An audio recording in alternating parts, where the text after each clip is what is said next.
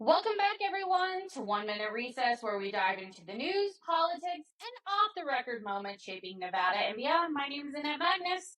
And I'm Mayte, short for Maria Teresa, and together, like we do every week, we'll explore what really happens in those not-so 1-minute recesses, both on and off the floor. From political drama to cultural chaos, we are here to ask what the fuck is going on out there. So, Annette, are you ready to get into it? Yeah, I've had some not-so-5-minute recesses all week this week, so let's get into it. No way, really? We're there, Maria. We've reached that part of session. Yeah, tell us, how's it been going? So let's get into the recess right now. We're going to go through our cheat sheet for all the drama and decision making here in Carson City. How has it been going? Well, that's a loaded question. It's been going well. It's been crazy. Today is denim day, so I got to wear jeans to the building. So that's nice. Very important day for those of you who don't know what denim day is. Please make sure you Google it. It's honoring our sexual assault survivors and all of the folks who have been impacted by sexual violence. So look it up, honor it. It's an important day. It's not just a day to wear jeans here in Carson City. And around the world, it's something that lots of people celebrate. So Pro tip, started today. in Italy. Also, celebrating your Absolutely. culture in a way. Yes. Lots going on. Hearings were going late. That's why I'm late recording with you this week. We had our big psilocybin bill up yesterday. So what's going on in Annette's world first? We'll go to Annette's world and then we'll go to the rest of the shit. So Annette's world, SJR 10 was up yesterday. We had an awesome hearing in Assembly Legislative Operations and Elections. Super stoked about that. I am really proud of that legislation. I've been working on it for a really long time. So it's nice to see that the resolution that's moving forward, it's being championed by Senator Rochelle Wynn. It's great to see that. We had a very positive hearing. Not many questions. The hearing went pretty fast because, now we're in the second house, so everything's kind of speeding up a little bit. But, I'm glad to see that. We also are, going to see the fiscal note hopefully for AB 378 here pretty soon. I'm hoping we got the fiscal note down quite a bit.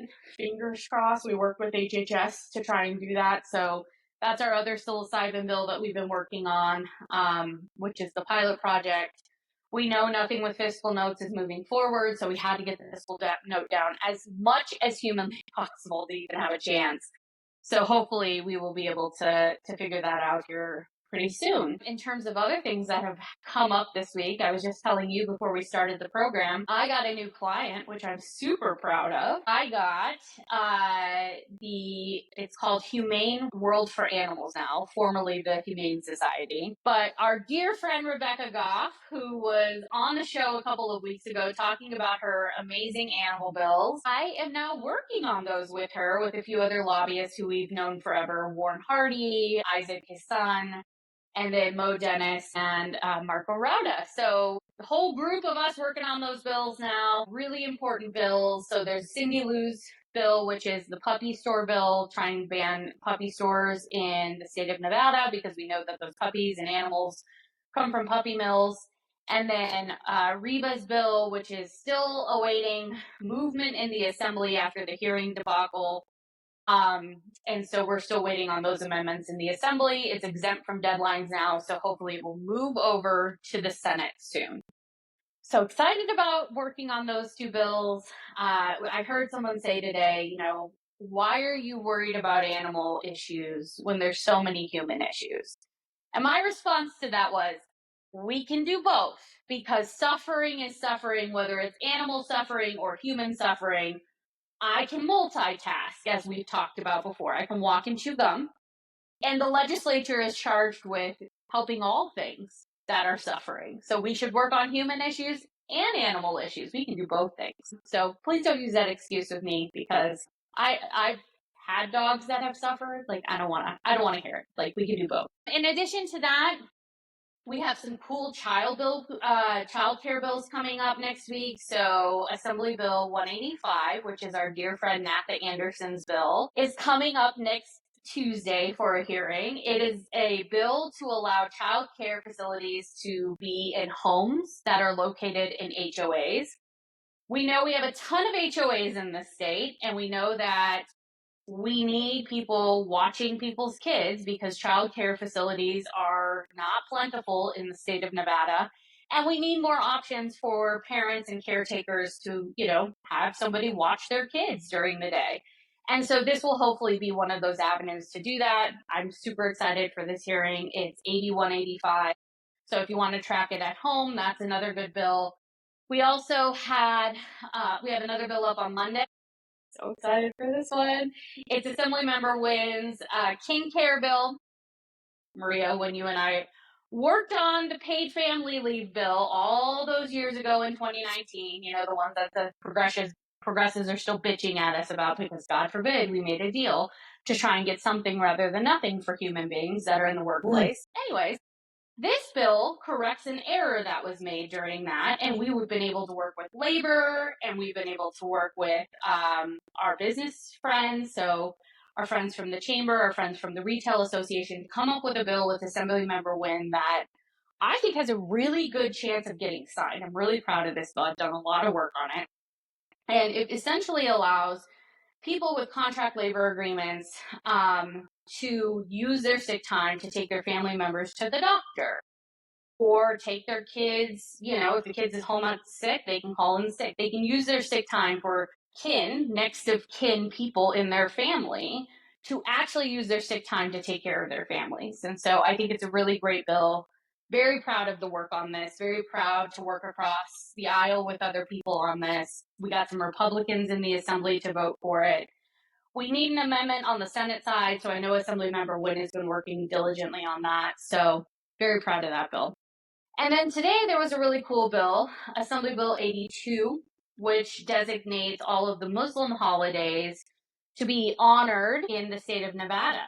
So recognizing them as official holidays in the state of Nevada, just like we do Christian holidays and Jewish holidays, our Muslim community deserves this as well. And so it allows for people to take off school or take off work without being penalized so that they can celebrate the holidays in their religion. And so I'm really proud of that bill. That's something that ACDC has been supporting, the Asian Community Development Council. That is Assemblymember Ruben De Silva's bill and Assemblymember Hanadi Nadim's bill. And so very proud of both of them and the work that they're doing on that because our Muslim community deserves that. As we are filming this in the last day of April, it's also Arab American Heritage Month. And so it's a great way that we were able to celebrate that today. So very proud of that. And then what else? I don't know. Tomorrow, May 1st, is Asian American, Native Hawaiian, Pacific Islander Heritage Month. So there's going to be a lot of festivities in the building coming up for that. On May 19th, we're going to have a Fab's Heritage Day celebration. ACDC is putting that on with our partners over at 1APIA and the AANHPI caucus. So if you're interested in attending that and you want to celebrate your culture at the Nevada legislature, we're going to have a bus coming up to Carson City. We're going to have all kinds of celebrations that day. We're going to have dancers. We're going to have speakers. We're going to have book reading. There's going to be all kinds of cool stuff. And then that'll be ended with a dinner at the governor's mansion. So you're not going to want to miss it. If you want to sign up, we will put the interest form in the chat.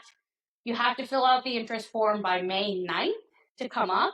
And it will be a fully paid for trip. So excited, would love for you to come up. If you're interested, that's a great way to get involved. And hopefully, I'm going to make this request. I think we can get this. Hopefully, we will have the chair of the AANHPI caucus on next week to talk more about Heritage Day and talk about just being an all-around friend of ours and, good dude. So hopefully next week that'll be our guest. So stay tuned. We're going to make the ask of Assemblymember Yui Wynn to get him on. So that's what I got for me, Maria. Lots of stuff going on in my world this week. It's been crazy busy. Yeah, it's a busy time at Envy Ledge. Yeah, tomorrow's the Economic Forum. When this airs, probably Thursday. Thursday, May 1st is the Economic Forum. So that's the big day for all the money situation. So make sure you're tuning into the Nevada legislature on social media, watching the actual report out from the Economic Forum. That's going to be a big day at the Nevada legislature to know what's going on with the Economic Forum and how much money we do or do not have forecasted for the biennium, the next 2 years. And what's the feeling in the building 24 hours before?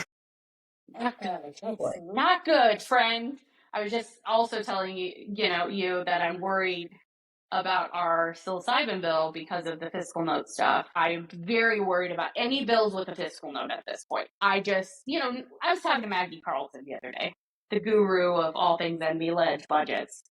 And anything with a fiscal note, really under $1 million, it was kind of like, it's not too bad. That's fine. We can figure it out. Especially if it was really low, like 100,000. She's like, oh, that's like, it's like no big deal. But that is not going to be the case this session. Anything with a fiscal note is in deep, deep trouble. And so if what's going to happen, I think tomorrow is going to be, we're going to be projecting a large hole in the budget. How large? I'm not sure. If they're super conservative, it's going to be larger.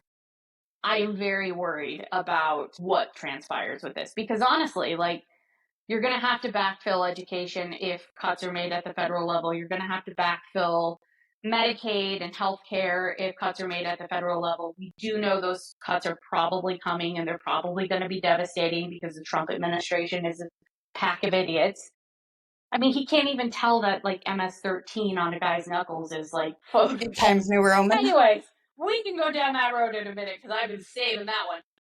I'm just saying, this is a person who doesn't make much sense. He is definitely going to make cuts to our education system and our healthcare system. So buckle up, Nevadans. It's not going to be good. Yeah, April warned us last week. It's not going to be good for most states, but Nevada, like COVID, we're 100%.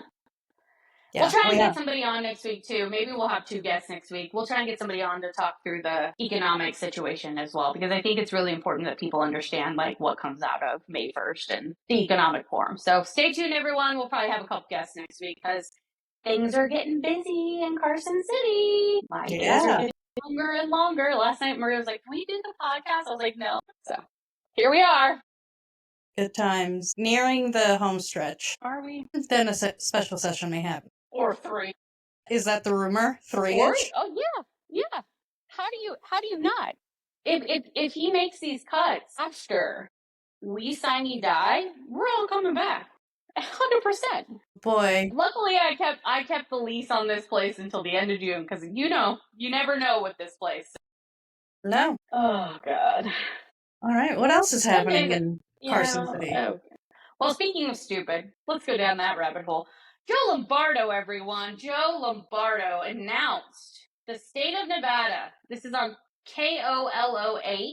We will post the link. This is a news station up in northern Nevada, but Nevada Governor Joe Lombardo is announcing the state of Nevada has signed a data sharing agreement with the Bureau of Land Management, aka the BLM, to identify potential federal land for release. Sure, Joe. So the tweet that Joe Lombardo put out, our governor, said, when I sent the Biden administration urgent letters on housing, I was met with silence. That's because you want to take away people's public lands, but okay, whatever. When I sent the Trump administration urgent letters on housing, I was met with action. Right, because you want to take away like prevailing wage and shit. Of course you were. You were met with action, that you're doing all the harmful shit that Trump loves. As a result, I signed an MOU with the BLM, the Bureau of Land Management, to exchange information and expedite the release of federal land for attainable housing. Additionally, the Secretaries of Interior and HUD announced a task force on federal land for housing. BT dubs, everyone. Unless we live in the West, there is not going to be federal lands on the East Coast for housing. I just want to put that out there now. That's not how any of this works. Nevada's housing needs were ignored for years under Biden. It took less than 100 days for Trump to make housing a priority. Okay, let's dive into this, Maria. You want to go first? Bullshit. You want to go first? You want me to go first? That's such a pack of bullshit. Number one, lack of land is not the problem. No. Like, literally, and it's funny because we're not landlocked.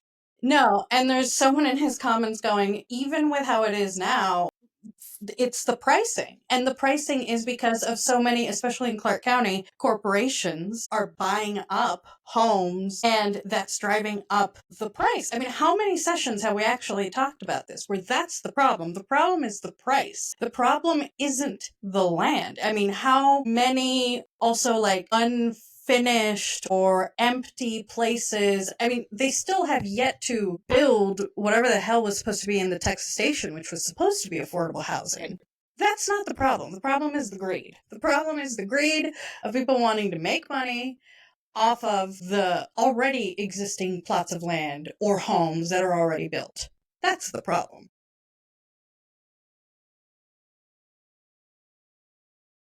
Also, you can't math, so don't tell us about housing prices and shit. That's no.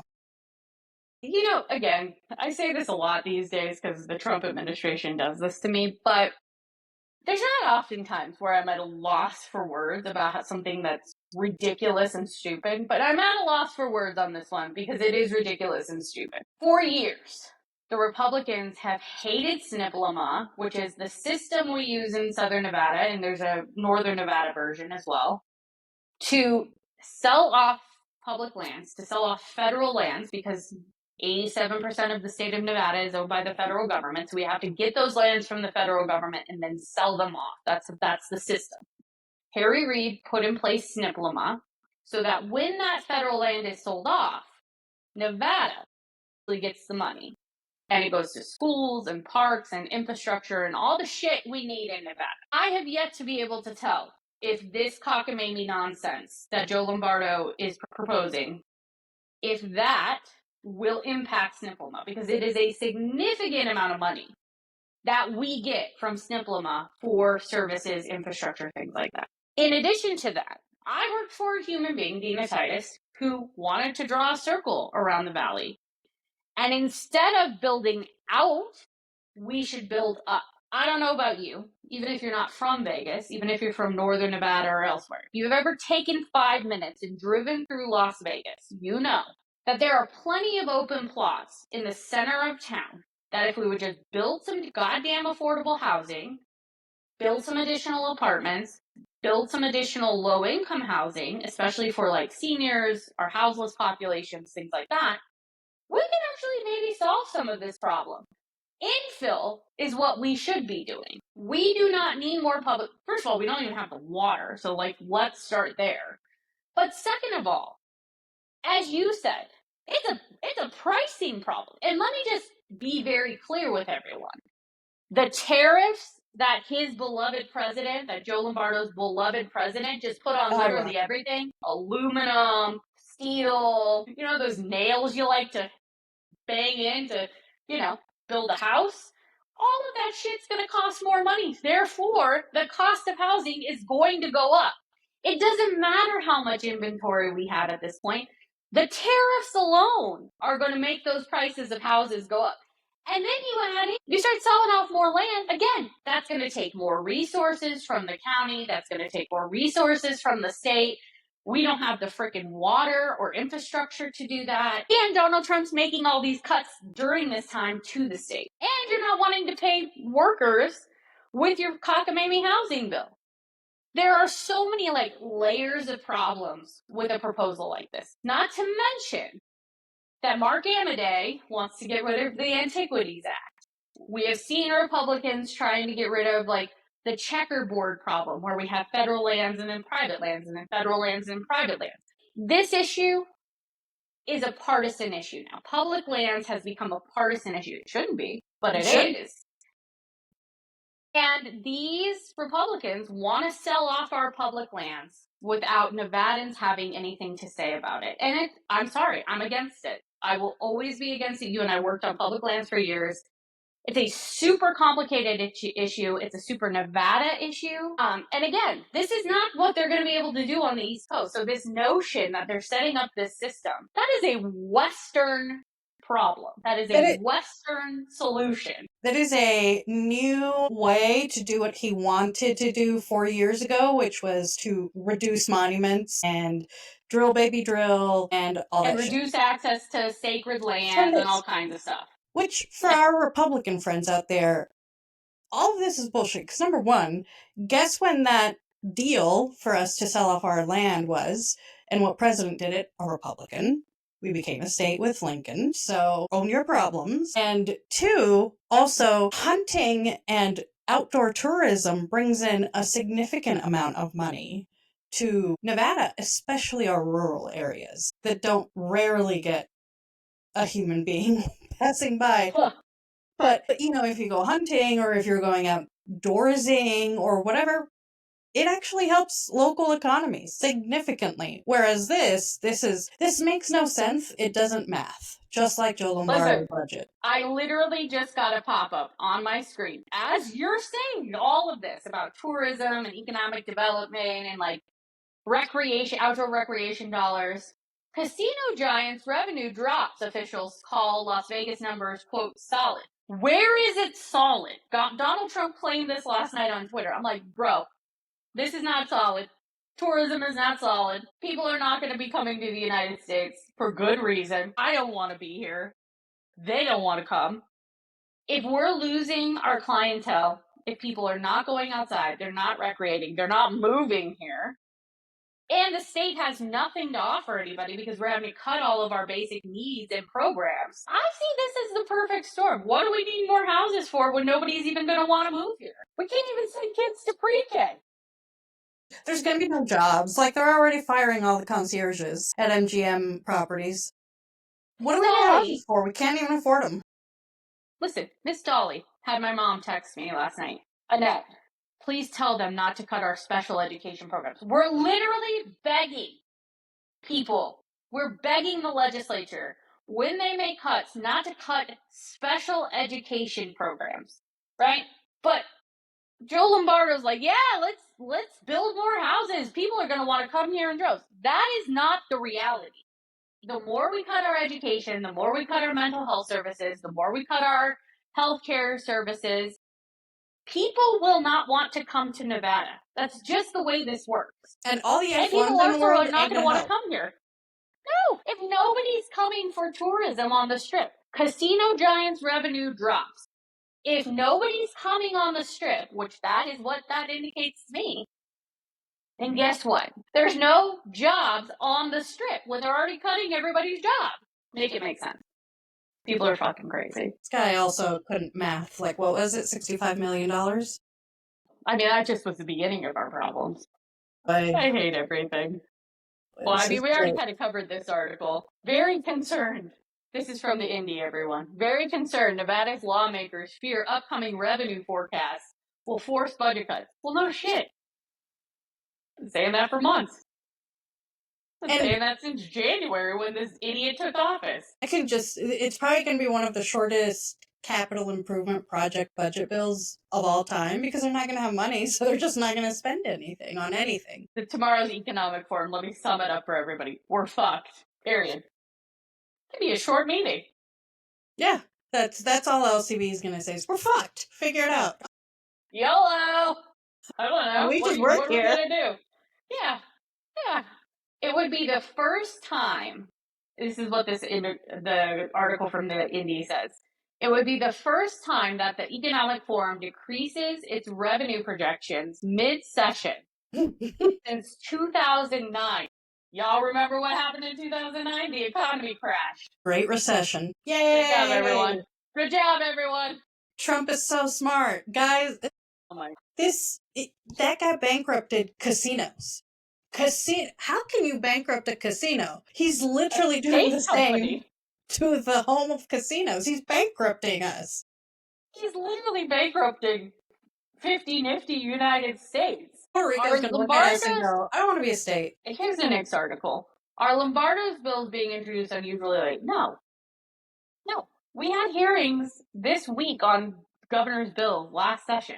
Nicole's bills are coming out, I should say. Senate Majority Leader Canizaro's bills, which, BT dubs, she really hurt herself. I saw her today. I talked to her.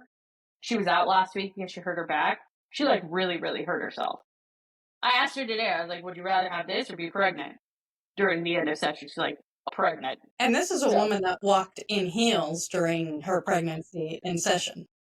So, Everybody's needs to send good vibes to Senate Majority Leader Canizaro because she really, really hurt herself. I was shook when she told me what happened. Just good vibes to Senator Canizaro because she's going to need them because I think she's in a lot of pain. Anyways, back to Lombardo.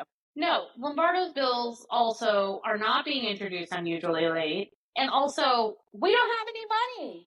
What does he even need bills for? What is? There's no money. We don't. We just need to. You need a bill, sir? We just literally need to do what's constitutionally mandated and go home. Yeah. No, we can't do, right? So his housing measure arrived on the first day. His crime bill arrived, on the 64th day. His education bill, his voucher bill, let's be clear, should be coming soon because there was last Friday he had a press conference about it. Whatever. But yeah, right here. Majority Leader Canizaro's bill, education bill is still in the drafting stage. It actually came out, I believe, yesterday. And then Yeager has his emergency healthcare bill. Again, how do you know what to do when you don't know what cuts are coming? Everything's in limbo about tomorrow. God. I've never seen a session like this, though, where everything hinges on what they say tomorrow. That's going to be a packed economic forum. It's gonna be wild. Everybody's sitting there like this, eating popcorn. It's probably going to be the first economic forum that has like an overflow room. Because everybody's going to want to know what's happening. I mean, everybody's going to be like, all right, tell me what the doomsday prophecy is. Hope they have lots of napkins. Wild. This session is like, I was talking about it with some of the old timers today. Wild shit. Just wild shit. All right. I don't care about Titus. Not Dina Titus, Robin Titus. Just to be clear at home, everyone. Nobody. Wait, that was Dina Titus. I was going to say, oh. Whoops. Dina Titus. Yes, her speech last week was fabulous.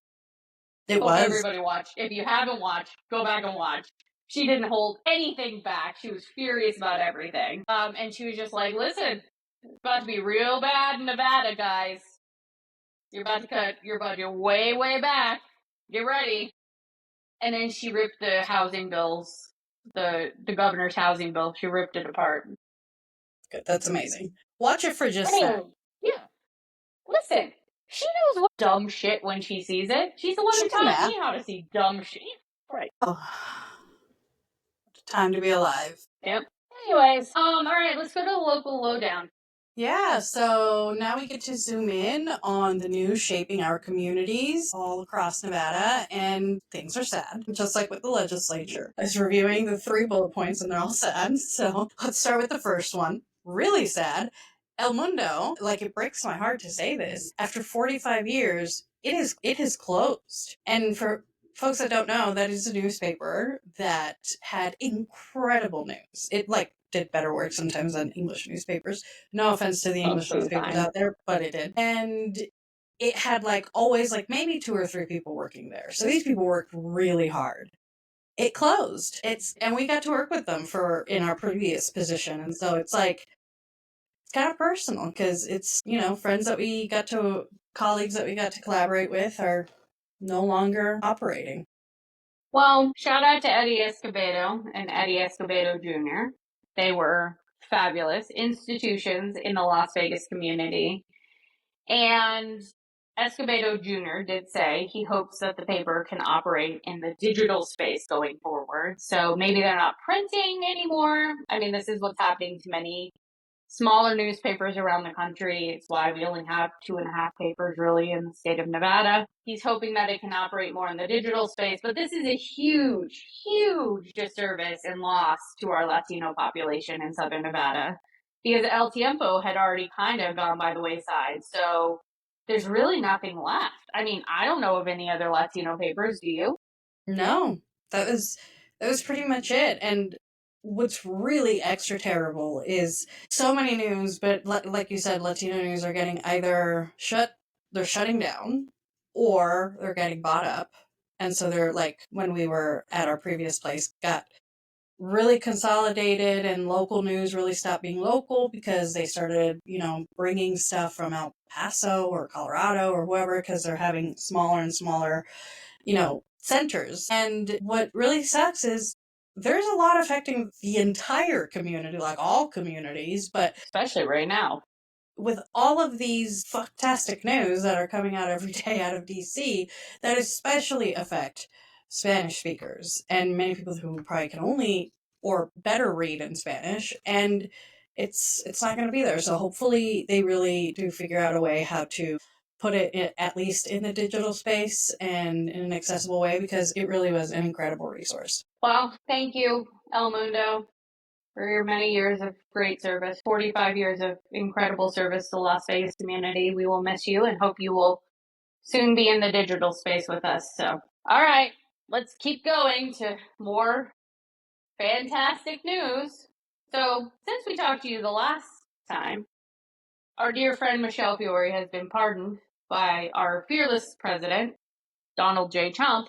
As you can all imagine, when I read the news, I looked at every Republican in the legislative building and blamed them for this, because I was like, are you kidding me right now? As I told you last week, this is a person who was at the Bungie ranch. Those supporters, those weirdo Bundy supporters, went to a CC's Pizza, killed 2 officers while they were eating pizza. Michele Fiore was there, BT Dubs. She was at the Bundy Ranch, not when the 2 idiots killed those officers.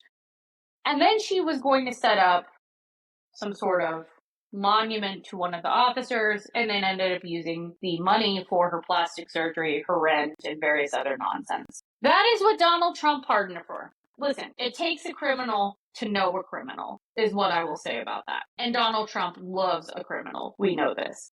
Especially one who loves guns and is a crazy person. He loves those type of people. I mean, she is like the female Donald Trump of Nevada. Lady Trump. Lady Trump. The fact that he fucking pardoned her. Even my mother texted me. And, it takes a lot for my parents to, text me about politics. They're very politically savvy, but they don't text me that often, especially when I'm in session. My mother was blowing up my phone. She was so pissed off that this woman got pardoned by Donald Trump. How disgusting is that? Joe Lombardo should be beside himself. Because let's just say this quiet part out loud. If anybody with a brain is listening and does Democratic politics or liberal politics or progressive politics, if it were me and I was still at my former job, the first thing I would do is go and hang this around Joe Lombardo's neck. Because guess what? He loves Donald Trump. He just said that in his tweet. We were just talking about that 10 minutes ago on this show. Oh, Donald Trump did something about housing. Lombardo has gone full MAGA. Full MAGA. So if you've gone full MAGA and you claim to be a former police officer who, loves the police and supports the blue and blah, blah, blah, you should be appalled by something like this. You should be appalled that your president, Joe Lombardo, pardoned this criminal who used the money inappropriately from an officer, one of your officers, when you were sheriff. I guess hope somebody's listening. Matter. Hope somebody's listening, Maria. Doubt they are. It's so gross. They're such hypocrites. They really are. It's what happened to, standing up for the law and being law-abiding and all that bullshit. They wrap themselves in the flag. Isn't that what they claim? And put the cute Isn't that what blue Donald line. Trump does? He stands on stage and wraps himself in the flag and I love law and order. Really? You love law and order?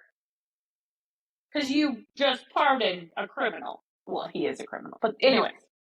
Times. You're going to think back and just be like, remember that time we were sitting there listening to her in Malheur in Oregon, taking over a federal building, and only one white person got shot and killed? If that was black or brown people, they would have been decimated. But these dumb fucks can go and take over a federal building with no punishment. Great job, everyone. They would have been in an overseas prison so quick. Really?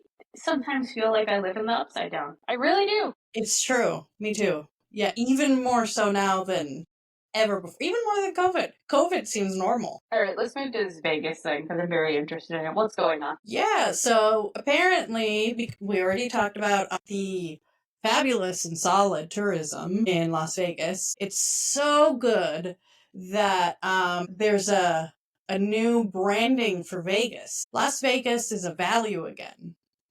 And so they're trying to rebrand themselves, it looks like, as what Vegas. No, this is from Vital. This is from Vital Vegas. Yeah. Yeah, and so so they made that in 2018.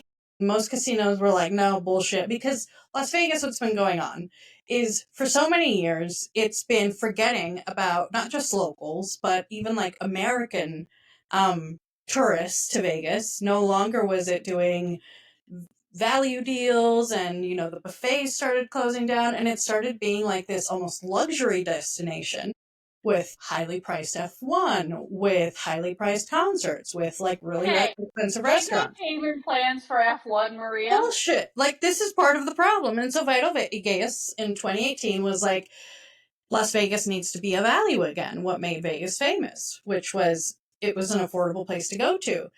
And now, with all of this that's going on in the solid strip situation, they're reviving it again, and it just blew up on social media of like, we really do need to be a value again. Like, you need to go back to the basics because you're gonna have to. And there's lots of people that have been on social media talking about how Las Vegas just keeps looking weirder and weirder as far as like tourism goes. And I think, maybe after tomorrow, casinos need to get it together and stop thinking that, there's something that they're not. I'm trying to Google this. Hang on a second. Where is this? Here it is. So, Donald Trump, in an interview with ABC News journalist Terry Moran, if y'all haven't watched it, it's a fascinating piece of watching, where the president lies several times. The MS-13 thing, he lies about immigration, he lies about the tariffs, but he also says in the interview that tourism is going up, and that we just don't know it yet. It's not the way it works. You literally see people. To which I tweeted, really, you should look at Las Vegas, because I don't think that's happening.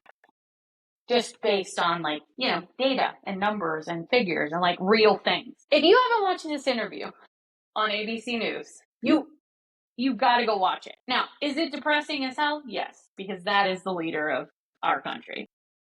But it's really insightful of how delusional Donald Trump truly is. Because, yes, we have had problems with tourism in Las Vegas for years now because they've been overpriced. We are pricing people out of the market. We are closing down parking and making people pay for it. All of the things that are wrong in that. But the bottom line is Donald Trump has made our country inhospitable, and people don't want to visit our country anymore. Therefore, they don't want to visit Las Vegas. So, in addition to all the things that Vital Vegas just said, the bottom line is nobody wants to come here because they don't feel welcome in the United States. Mm-hmm. That's the bottom line. That's why people are leaving. Yes, it's very expensive. Yes, the rates have gone up. The rates have skyrocketed. The cost of going to events is insane. But also, there's a crazy person at the wheel.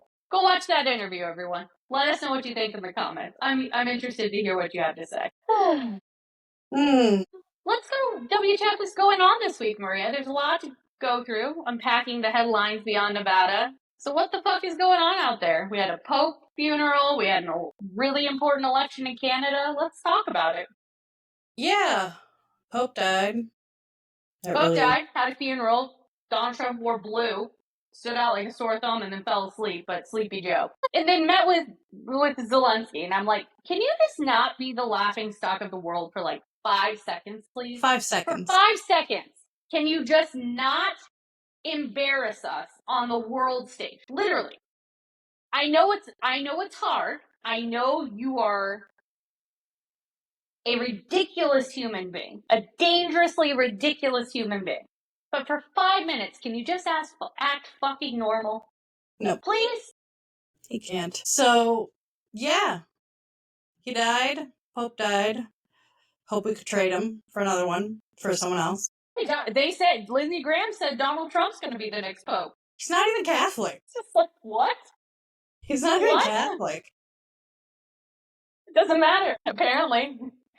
He's a criminal. He's still our president. Oh my God. And then, if that wasn't terrible enough, we've had only 100 days of Trump. It's only been 100 and some odd days. I've been thinking it was like 1,000 that we were in already. Could you believe that? Unbelievable. It's been the longest 100 fucking days of my goddamn life. I thought you said Hunger Games, which is true. That's where we are. I mean, same thing. It's been the longest Hunger Games of my life. It's been the longest 100 days of my life. Same thing. Same fucking thing. So there's a lot of hot takes out there about like how bad. None of them are like he's been doing great. It's all he's terrible. And children. I saw an interview with children. How do you think Donald Trump is doing? The children are like, not good. He's a bully. Not good. Oh boy. Yeah. So we've had 100 days of Trump, and he's literally the worst. There was a BBC News by the numbers thing that shows that he's the least popular president in like the last, 50 years? I thought it was 70. Could be 70. Whatever. It doesn't matter. He sucks. He sucks is literally the hot take. He sucks. And he thinks he's the most popular. Motherfucker said he thinks he's delusional and thinks he's popular. He also said he's just getting started. I'm like, can you not? Like, you're just getting started? Slow your roll, homie. What could be next? I don't need you to go any further. Like, stop. You've done enough. Yeah. And it's all been bad. It's literally all been awful. But the good news out there is Canada elbowed up Trump and was like, nope, not today. Not this election. Fuck you, fascism. We're over fascism. Fuck that. Canada and Mexico. I'm glad they picked that guy. He came out swinging from the get-go. And the Trumper that they put up, like the Trumper MAGA type weirdo in Canada they put up, he failed miserably. So, listen, when Mexico and Canada are like, yeah, the U.S. really did a number here. Because, like, they've got decent leaders for their countries. And we're like the rancid meat in the middle. So, like, we are like the Florida of the American continent now. They're all like, can it go now? Can it just fall into the sea? Even funnier is when Donald Trump's like, I don't believe these polls. I'm going to investigate the pollsters. Sir, if it would have been good, you would have been fine with it. But now it's not good. Now it's not good, so you're going to investigate it? Fucking spare me. And you know all these MAGA weirdos out there are just like, that's not true. He's the best. It's literally a child. When I'm in the building and like old school Republicans come up to me and they're like, yeah, WTF is going on, as this section says. You know we got problems. When they are like, I will vote for a Republican every day, every single day, twice a day. But they could not vote for Donald Trump, and now they're like... It's a state of things, friends. That's how we are. That's where we are. But yeah, thank you, Canada. Thank you, Canada. And also, it's going to be an interesting World Cup 2026, because it's USA, Canada, and Mexico hosting it. I wonder, do you think countries are going to boycott the World Cup? I wonder. And just go to Canada or Mexico. Don't go to the US. I know. That'll be interesting. Like, what does FIFA do when that happens, I wonder? Yeah. I mean, listen, the Olympics and the World Cup are often very political events, so who knows? Yeah, very, as we know from World War II. You didn't add something on here. There was something important that went on in your homeland this week. You want to talk about the massive power outage? Yeah, massive power outage in basically Southern Europe, because of course, it's officially being called like a grid failure. The grid overloaded because so much activity, etc. People are like, is that really what happened? I was going to ask. I was like, what actually caused that grid overload? Because that's weird. What's his name? Putin? Because also, like, we've been to Southern Europe. Southern Europe is hot.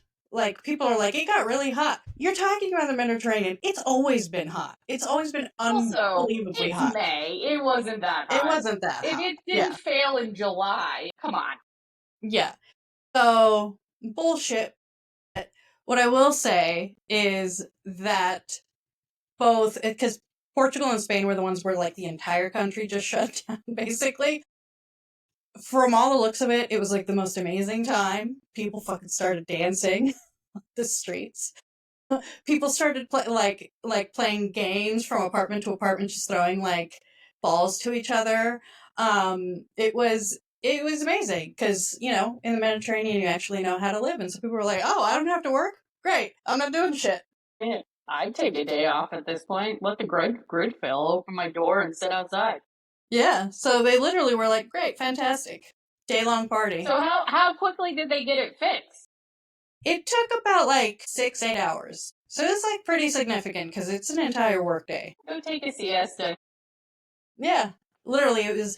People should look it up. There were like parties. There were people just dancing. Obviously, there were probably people worried about like the hospitals, but they didn't like overly panic and like, "Oh my god, I can't work today." They were like, "Fantastic, I ain't doing shit." Go get some wine. They'll be fine. Yeah, But that's how Mediterranean people are. We just don't care. We're just like, we'll That's- figure it out. the real and true land of the free forever and ever, the Mediterranean, where they're like, "Whatever, Figure it out. just need wine and cheese and I'm good." Yeah. So that was the other Really, I mean, WTF. like, what else do we need? All right, well, it's been a fun week around the world, so let's go to our hot takes and our headaches, Maria. Yeah, you go first. We both tagged each other. You're the one in session. What's your hot take and headache during a scary week in Carson City? I don't even know at this point. I don't understand. Here's a hot take. I don't understand when the same party controls both the Assembly and the Senate. And this has happened for history. This is not a new problem. What I am about to say is not a new problem. But oftentimes, what we find during this part of session is that the Assembly has beef with the Senate, and the Senate has beef with the Assembly. So multiple times in the past 3 days, I have heard, well, the Senate's sending us garbage bills. Well, the Assembly's sending us garbage bills. They come out like garbage. This has been a historical problem, and it is not because the Assembly didn't vet their bills or the Senate didn't vet their bills. LCB had drafting errors. There were a lot of problems this time in drafting. There were a lot of new staff. Spare me the theatrics, because this happens literally every session. And this is the same narrative every session. And I'm so tired of it. There is not one chamber that is less of a pain in the ass than the other. Both chambers are a pain in my ass, equally. And I say that with love. And it doesn't matter what party's in control, because we saw this nonsense when the Republicans were in control of both chambers in 2015. This is a nonpartisan, stupid issue where even if the same party controls both chambers, there is beef between the two chambers. It happened in 2005 and 2007 when Barbara Buckley controlled the Assembly and Bill Raggio controlled the Senate. And it wouldn't be like Democrat versus Republican crime. It was like chamber on chamber crime. And we're like, Senate versus Assembly. I'm like, yo, stop it. Just stop it. So my headache this week is that these legislators need to realize it takes 60, all 63, to be a giant pain in my ass. And no one is better than the other. No chamber is better than the other. They're both equally pains in my ass. That's my hot take and my headache this week. Also, BT Dubs, one other hot take this week. Not only was that asshole Michele Fiore pardoned, the bitch didn't show up for work on Monday. So she did all this, she got pardoned. I'm going back as, whatever the fuck, justice of the peace she is in Pahrump. The bitch did not show up for work on Monday, Maria. She Let didn't that wash over you. Michele Fiore didn't sit her ass down on the bench and do her job. To quote Michele Fiore, she did not sit her ass down and do her job. Now, that's because the Judicial Ethics Commission is like, yeah, nah, we don't need you. And now she wants to go to law school, so she can be a lawyer and then eventually she wants to be a federal judge like Segal Chadha. That's what she was quoted saying. Yeah. Anyways, she didn't even show up for work. So those are my two hot takes and headaches. Go for it. So my hot take is a lighter note one, but it has to do with the Pope's funeral.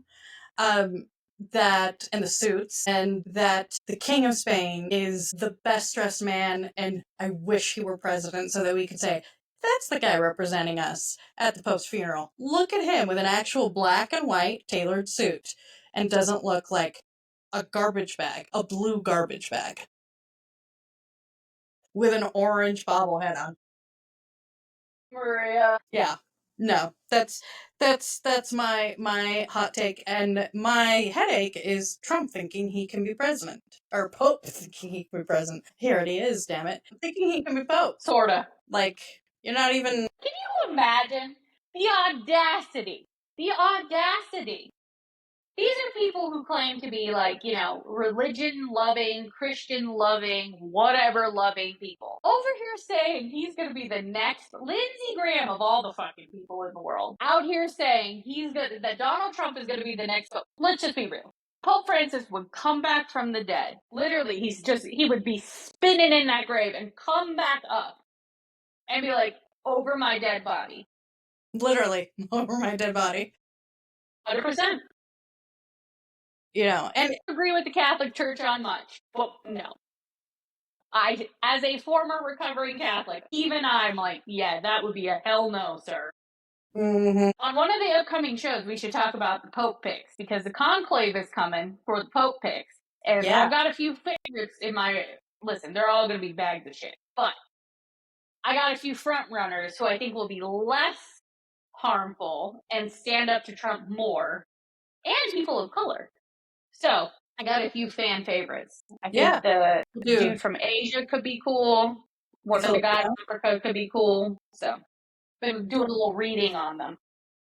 Yeah, we should definitely. We'll talk about it. Conclave off. What's going to go down at the conclave? Pope off. Yeah, we can make that a segment as it goes on. When are we going to see the smoke? It's kind of sad. It's so sad because Pope Francis was probably the best pope we've had, and now it's like now we're going to scrape pennies, man. It's like, you know what? Let's just not go backwards. And I just need somebody who will sit there and be like, no, JD Vance, you're a piece of shit, and not be afraid to die when JD Vance comes and visits. Since JD Vance has already killed one pope. And I am asserting that until the day I die. It's a coincidence. Very strong coincidence. The guy survived a whole ass dictatorship. 100%. Saw JD Vance and was like, nope. I'm out. Gotta go. This guy's an asshole. Let the kids deal with this. All right. Before we go, it's time for the final bell, everyone. So, Maria, what's your mic drop moment for the week? And what do you want people to take away from our episode today? Things really are going to suck in Nevada again, like they did after, during, around the Great Recession, COVID, and now once again. Also, takeaway for especially if there's any legislators watching, remember when people come around and say, when we have money, maybe we shouldn't waste it on stupid shit. Because maybe something terrible could happen between now and the next 2 years. Guess what? We've had like 3 of those things happen in just our adult lifetime. 3. So and maybe don't build stadiums while all those bad things are happening and just waste money. I don't know. What do I know? Yeah, so that's my mic drop moment. It's gonna suck, and maybe legislators out there, or if you ever become a legislator and you're watching, maybe we should do the basics first if we have money. Maybe invest in our schools and our healthcare system and our mental health. Like, that's basic. Couple mic drop moments along the same lines. Nevada runs on a shoestring budget, and we have no wasted money. So if you're going out there talking about all this waste and fraud that exists in the government in Nevada, that's not real. I actually got an amazing report from the Gwynn Center this week. We may want to also maybe have the Gwynn Center come on, because it's a great report. I actually have it sitting right here, and I plan to reference it. They did a bang-up job talking about, where we spend our money. Let me just tell you, we don't have a lot of waste and fraud in the Nevada government. I already knew that, but this report proves it. Fabulous report. So when we go out there and say, well, we should be making cuts, we should be making deeper cuts. There are no cuts to be made in the state of Nevada. We already don't spend enough money. And the reason we don't spend enough money is because we don't bring in enough money. So my takeaway that I want you all to have going away from this is, in the next legislative session, and I don't give a shit who the governor is, I don't give a shit what party's in control, we need to have a real and serious conversation about revenue. Because we will continue to be in these financial messes and these financial predicaments every time there is an economic decline, because tourism is what manages our budget at this point, is the main driver of our economy in Nevada. And until we actually diversify where our revenue streams come from, and I don't know, grow up like a state and maybe charge some taxes, and not do regressive taxes like sales tax. I'm talking like real tax structure in the state of Nevada. We are going to continue to be in these predicaments, and we are going to continue to underfund and critically defund the most needed services in the state of Nevada. So if you're a legislator watching, if you're an advocate watching, if you're just a person in Nevada or around us in the states around us who pays taxes, you should want to be paying taxes in the state of Nevada, because if you want nice things and if you want your kids to go to good schools and have good health care, the only way to do that, friends, is to actually pay taxes. Because let me just tell you, the state of California is not going to be up shit's creek without a paddle like we are. So that's my takeaway on this economic situation we're going to be in after the economic forum on May 1st. Yeah, the economy of California is bigger than most countries. Like, it's up there with literally Germany. In the world. It's literally up there with Germany and Japan. They can survive. Meanwhile, we're here, like, looking, not even in the couch, in the garbage can for a penny.